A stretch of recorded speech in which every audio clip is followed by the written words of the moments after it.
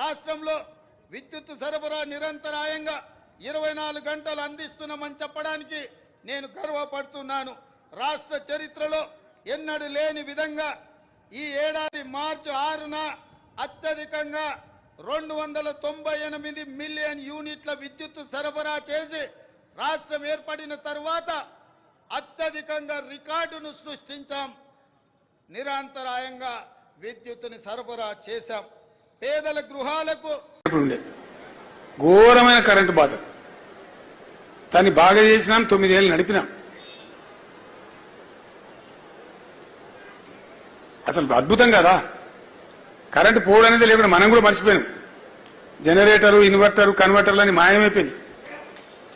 అటువంటి తెలంగాణ మళ్ళీ వాళ్ళకి అదనంగా ఎన్టీపీసీ నుంచి 1600 మెగావాట్ల విద్యుత్ కూడా వచ్చింది. అయినా మళ్ళీ వాళ్ళ అశక్తత ఏందో అసమర్థత ఏందో నాకు అర్థమైతే లేదు. నిన్న కూడా ఎక్కడో పట్టణంలో హైదరాబాద్లో అర్ధరాత్రి పోయి రోడ్డు మీద జనం పోయి గడబడి చేశారు. ఏదో సిటీలో ఏదో భాగంలో ఊళ్ళు కాదు నేను హైదరాబాద్ సిటీలో కూడా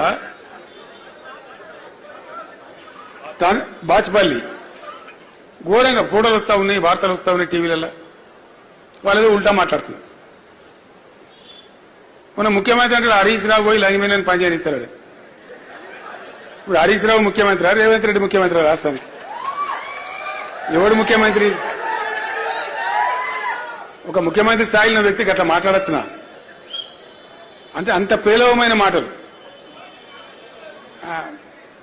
లక్ష్మయ్య గారు నా కోపానికి వచ్చి స్టేట్మెంట్లు అన్నారు. అతను నీకు పనిచేసుడు సాధన అవుతుందా అని. ఎందుకంటే ఇంత అద్భుతమైనటువంటి పథకాలు కొన్ని, అంత బాగా వచ్చిన కరెంటు ఎట్లా